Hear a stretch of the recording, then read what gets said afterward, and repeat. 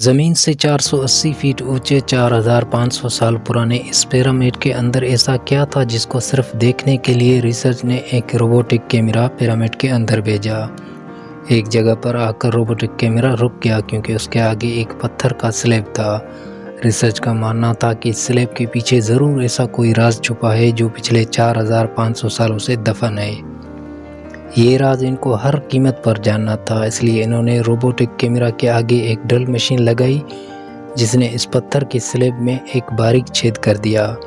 اب چھید کے اندر ایک کیمرہ بھیجا گیا جس نے سلیب کے اس پار ایسا منظر دیکھا جو پچھلے 4500 سالوں سے کسی نے بھی نہیں دیکھا۔ ناظرین، مصر یعنی ایجپٹ میں ٹوٹل 138 اونچے ترین پیرامڈ موجود ہیں جنہوں نے پچھلے ہزاروں سالوں سے درجنوں ارتھکوئک اور کئی خطرناک طوفانوں کا سامنا کیا، لیکن مجال ہے ان میں سے کوئی ایک بھی ادھر سے ادھر ہوا ہو۔ ان میں سب سے اونچا اور بڑا pyramid the great pyramid of Giza کہلاتا ہے اور اس پیرامڈ کا بیس کا ایریا 13 ایکڑ ہے، یعنی اس پیرامڈ کے اندر حیرت انگیز کے طور پر 1-2 نہیں بلکہ پورے 9 فٹ بال فیلڈز آرام سے فٹ آ سکتے ہیں۔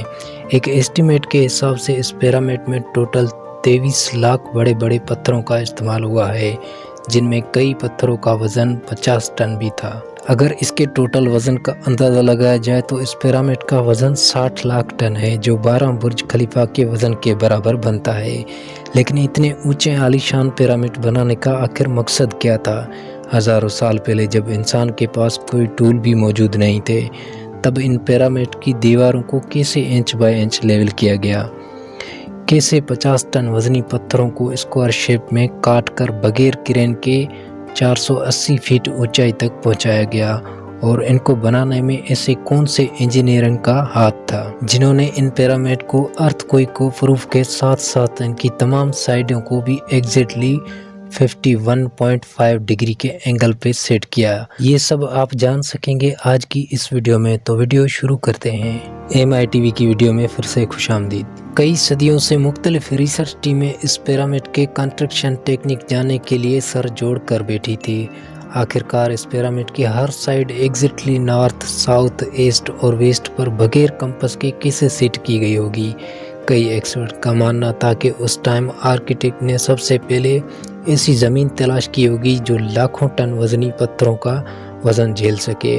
اس کے بعد پولو اسٹار یعنی وہ ستارے جن کی مدد سے ارتھ کے پولز کا پتہ پڑتا ہے، ان کی مدد سے پیرامڈ کی ہر سائڈ کو مارک کیا گیا۔ نہ کوئی کمپس، نہ کوئی آپٹیکل انسٹرومنٹ، صرف اس بیسک ٹیکنیک سے ہزاروں سال پہلے اس پیرامڈ کی ڈائریکشن سیٹ کی گئی، اور وہ بھی 0 ایرر کے ساتھ۔ Challenge number 2۔ اگلا چیلنج تھا زمین کی لیول کرنے کا۔ جس 13 ایکڑ زمین پر اس پیرامڈ کو بننا تھا، اس کا لیول تھوڑا سا بھی آؤٹ ہوتا تو 23 لاکھ پتھروں کے اس پہاڑ کا کھڑا ہونا بالکل بھی ممکن نہیں تھا۔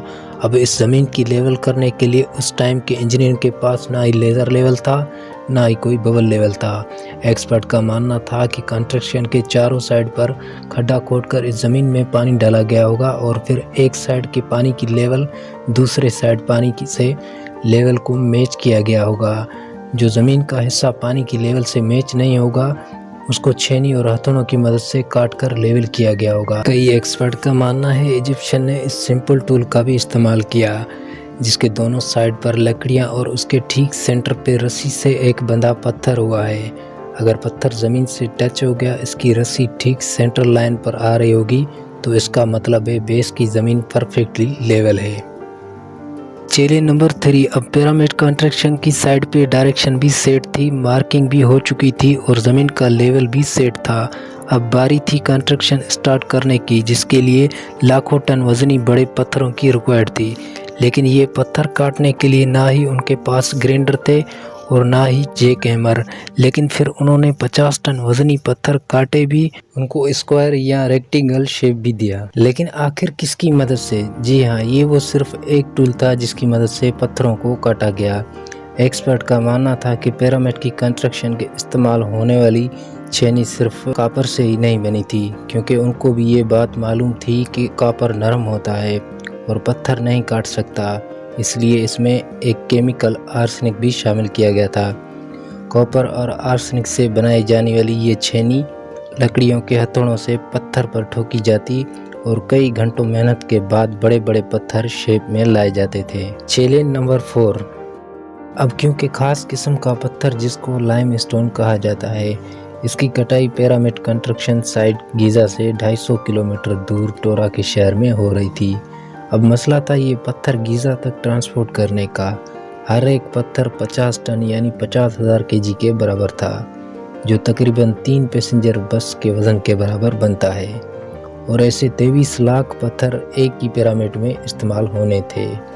इतना ज़्यादा वज़न ट्रांसपोर्ट करने के लिए ना ही उस दौर में कोई जानवर काम आ सकता था, ना ही और उनके पास ट्रक्स मौजूद थे।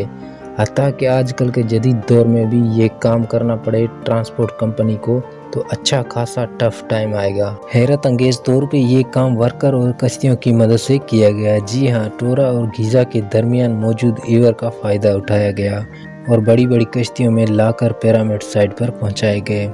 एक्सपर्ट का मानना था कि ये काम इतना आसान नहीं था। शिप्स में इतने बड़े पत्थर की लोडिंग और अनलोडिंग में कम से कम 500 मजदूरों की आर्मी एक ही वक्त में लगाई गई होगी।